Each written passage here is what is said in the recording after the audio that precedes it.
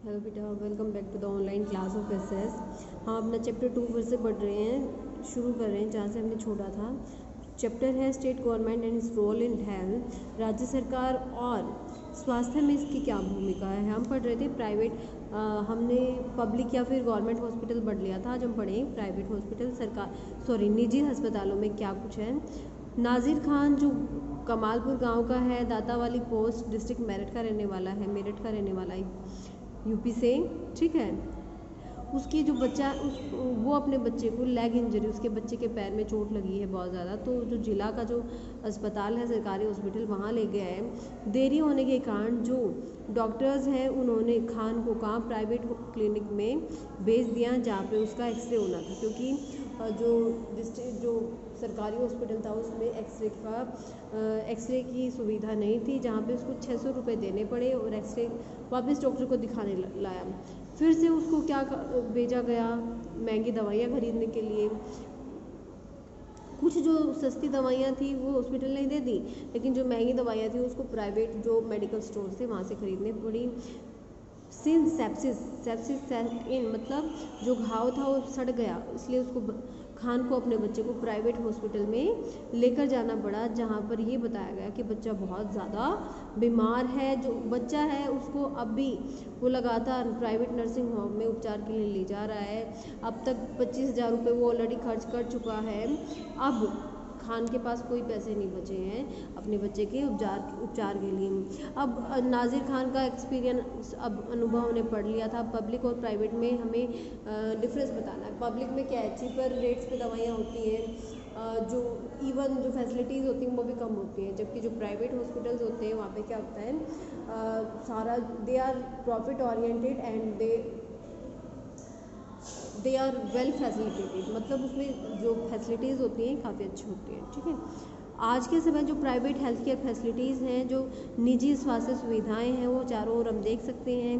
केवल हॉस्पिटल्स ही नहीं हैं जो 5 स्टार ट्रीटमेंट और अच्छी मोटी खासी रकम हमसे लेते हैं, कुछ प्राइवेट शॉप्स भी हैं, ठीक है, जो दवाइयाँ बेचती हैं, वो भी अच्छी खासी दवाइयों की भी अच्छी खासी कीमत वसूल ली जाती है। जो बड़े प्राइवेट कंपनी हैं उन्होंने फ़िलहाल दवाइयों को बनाने और बेचने के फील्ड में एंटर किया है। अब देखिए, डू यू नो में नेशनल हेल्थ पॉलिसी या राष्ट्रीय स्वास्थ्य नीति के बारे में बताया गया है, जिसको 1983 में पार्लियामेंट ने अपनाया था।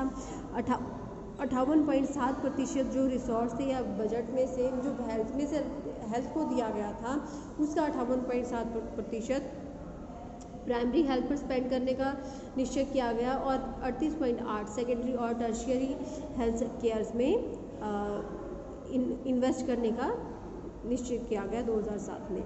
अब देखिए, कुछ पॉइंट्स दे रखे हैं। हेल्थ केयर और इक्वालिटी। हेल्थ केयर मतलब स्वास्थ्य और समानता, ठीक है।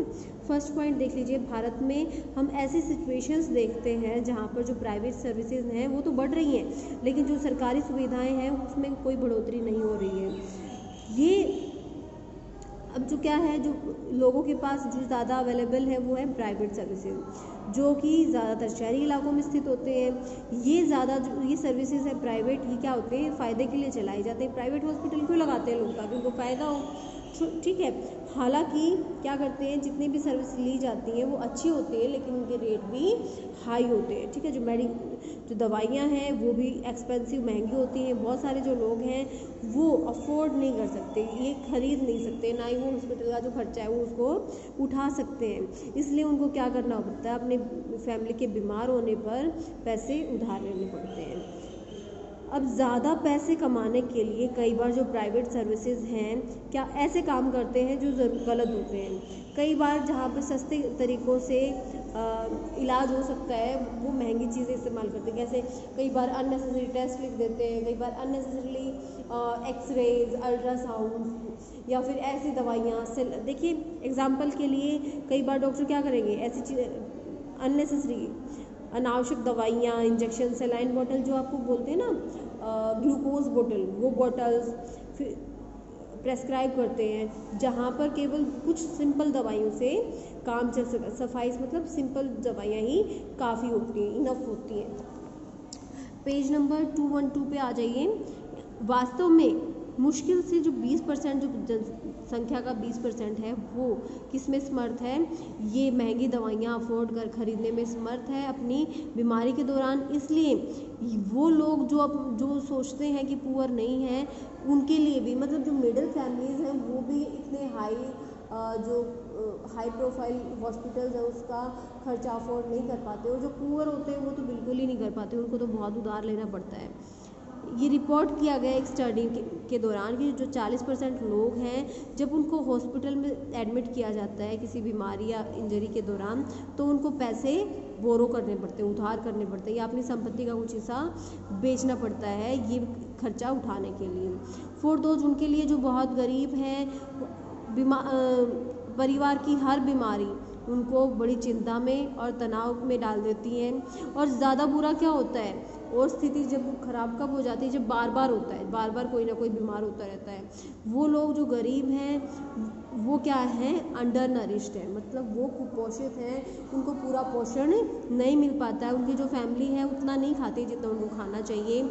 इसके अलावा उनको जो आम सुविधाएं हैं, बेसिक नेसेसिटीज़, पीने का पानी, उचित घर, साफ़ सुथरी सराउंडिंग, ये भी नहीं मिल पाते हैं, जिसके कारण वो ज़्यादा बीमार होते हैं। बीमारी पर जो उनको खर्चे करने पड़ते हैं, उनसे उनकी स्थिति और ज़्यादा ख़राब होती है। समटाइम्स, कई बार पैसे की कमी के कारण क्या होता है, लोगों को उचित मेडिकल ट्रीटमेंट या फिर चिकित्सा सुविधा नहीं मिल पाती है, उपचार नहीं मिल पाता है। अब देखो, औरतों का एग्जाम्पल दिया गया है, उनको क्या नहीं किया जाता है, एक उचित तरीके से या फिर शीघ्र बहुत जल्दी उनको हॉस्पिटल में नहीं लिया जाता। आप घर पर भी देखते होंगे कई बार जब अपनी मम्मी या दादी बीमार होती हैं, हालांकि उनको ले जाने का बोला जाता है, मैं ऐसा नहीं बोल रही हूँ, थिंग्स आर चेंज बेटा, लेकिन कई बार हम खुद भी क्या करते हैं, we females avoid our health, हम अपनी हेल्थ को अवॉइड करते हैं कि नहीं हो जाएगा ठीक, कल दिखाएंगे, ऐसा करके हम टालते रहते हैं। लेकिन जब कंडीशन ज़्यादा बिगड़ जाती है तो वी हैव टू गो, हमें जाना होता है। लेकिन क्या होना चाहिए, जैसे थोड़ा कुछ बीमारी होती है, we should go to the doctor, ताकि हम ज़्यादा बीमारी की तरफ ना बढ़ें, ठीक है। जो औरतों की सुविधा है, औरतों का जो स्वास्थ्य है वो पुरुषों के स्वास्थ्य की तुलना में उसको पीछे रखा जाता है, उसको इतनी इंपॉर्टेंस नहीं दी जाती है। ज़्यादातर जो ट्राइबल एरियाज़ होते हैं वहाँ पे बहुत कुछ हेल्थ सेंटर या स्वास्थ्य केंद्र होते हैं जो अच्छे से नहीं चलते हैं। इवन जो प्राइवेट हेल्थ सेंटर हैं वो भी ट्राइबल एरियाज़ में अवेलेबल नहीं होते। हाउ रेमेडीज़ मतलब उपचार कैसे हो, ये चीज़ें कैसे सॉर्ट आउट हो, ठीक है। इसके बारे में संदेह है कि हमारे देश के जो ज़्यादातर लोग हैं उनकी जो स्वास्थ्य सुविधा है वो बहुत अच्छी नहीं है। ये सरकार की रिस्पॉन्सिबिलिटी या सरकार का उत्तरदायित्व है कि लोगों को अच्छी स्वास्थ्य सुविधाएं उपलब्ध कराए, विशेष रूप से जो गरीब हैं और जो सुविधाओं से डिसएडवांटेज या फिर वंचित हैं। हालांकि जो हेल्थ है वो किस पर डिपेंड करती है, आम सुविधाएं और जो सामाजिक स्थितियां हैं उन पर डिपेंड करती है, और जितनी ही स्वास्थ्य सेवाओं पर डिपेंड करती है उतनी ही आम सुविधाएं और सामाजिक स्थिति पर भी डिपेंड करती है। इसलिए hence it is important to work on both, दोनों पर ही, ना केवल हेल्थ केयर सर्विसेज पर काम करना है बल्कि आम सुविधाएं और जो सोशल कंडीशन है। सपोज एक आदमी को अच्छी मेडिकल केयर मिल रही है लेकिन वो गंदगी के वातावरण में रहता है, उसके चारों गंदी नाले हैं जो गंदगी से भरे रहते हैं, मच्छर पैदा होते हैं, ठीक है, तो क्या होगा, ये बेशक है हेल्थ केयर सर्विसेज हैं लेकिन बेसिक अम्यूनिटीज़ या फिर सोशल कंडीशन बहुत ख़राब है तो भी वो बीमार होगा। इसलिए दोनों पर ही काम करना बहुत ज़रूरी है ताकि लोगों की जो हेल्थ सिचुएशन है उसमें कुछ सुधार हो सके, इम्प्रूव हो सके, क्योंकि ये हेल्थ सर्विस का ही एक हिस्सा है। इस प्रकार जो सरकार का मुख्य कार्य क्या है, हेल्थ सर्विसेज के साथ साथ सोशल जो कंडीशन है उनको भी इम्प्रूव किया जाए, और ये किया जाना चाहिए। इट कैन बी डन, ये किया जा सकता है क्योंकि सरकार में इतना पोटेंशियल है। केस स्टडी दे रखी केरला और कोस्टा रिका की। केरला देखिए हमारे जो साउथ इंडिया में हमारे इंडिया का एक साउदर्न स्टेट है। 1996 में जो केरला की गवर्नमेंट है उसने राज्य के बजट में कुछ चेंजेस किए। जितना बजट था राज्य का उसका 40% पंचायतों को दिया गया ताकि वो योजना बना सकें और अपनी आवश्यकता के अनुसार खर्च जो पैसे हैं उनको खर्च कर सकें। अब जो ग्राम पंचायत है उसके लिए पॉसिबल बनाया गया कि वो अपने लिए पानी, भोजन, औरतों का जो विकास है और उनकी शिक्षा है उसके लिए प्रॉपर प्लानिंग करें। इसका मतलब क्या था कि जो वाटर सप्लाई स्कीम्स थी उनकी देखरेख की गई। स्कूल और आंगनवाड़ी का जो काम था उसको पक्का किया गया कि वो अपना काम अच्छे से कर रहे हैं या नहीं। इसके साथ साथ जो गांव की कुछ मुख्य प्रॉब्लम्स थी उनको भी टेकन अप या फिर दूर किया गया। जो हेल्थ सेंटर थे उनमें सुधार किया गया, जिसके कारण जो सिचुएशन थी वो थोड़ी अच्छी हो गई।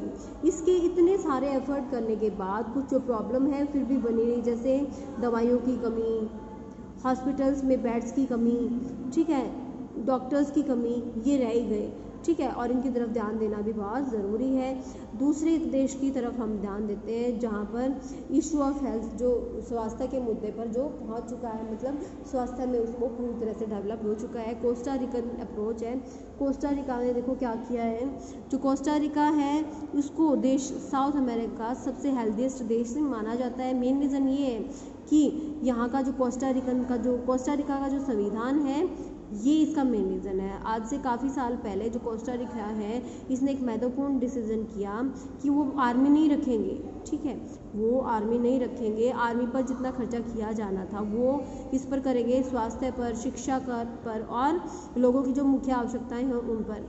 जो कोस्टा रिकन गवर्नमेंट है ये बिलीव करती है अगर एक देश हेल्दी है तो क्या कर सकता है, लोगों की डेवलपमेंट और उसकी हेल्थ की तरफ क्या कर सकता है, अच्छा खासा ध्यान दे सकता है। कोस्टा रिकन जो गवर्नमेंट है वो कोस्टा रिकन्स को मतलब कोस्टा रिका के लोगों को आम सुविधाएं और सेवाएं उपलब्ध, अमेनिटीज़ होता है सुविधाएं, सर्विसेज मतलब सेवाएं उपलब्ध कराता है। एग्जाम्पल के लिए क्या देता है, साफ़ पीने का पानी, सैनिटेशन, पोषण भी कह सकते हैं, साफ़ सफाई भी कह सकते हैं, न्यूट्रिशन, पोषण, हाउसिंग, घरों की सुविधा भी उपलब्ध कराते हैं।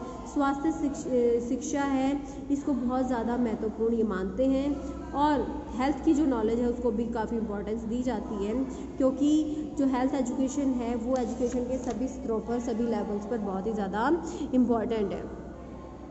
लेजिस्लेटिव असेंबली के जो मेंबर्स होते हैं वो क्या करते हैं, विधानसभा के जो सदस्य होते हैं अपने में से ही एक को स्पीकर और एक को डेप्यूटी स्पीकर चुनते हैं। ये स्पीकर और डेप्यूटी स्पीकर क्या करते हैं, जो सदन की जो सभाएं होती हैं उनकी अध्यक्षता करते हैं। जो लेजिस्लेचर है वो 2 हाउसेस से बना है, बाई कैमरल एंड यूनिकैमरल।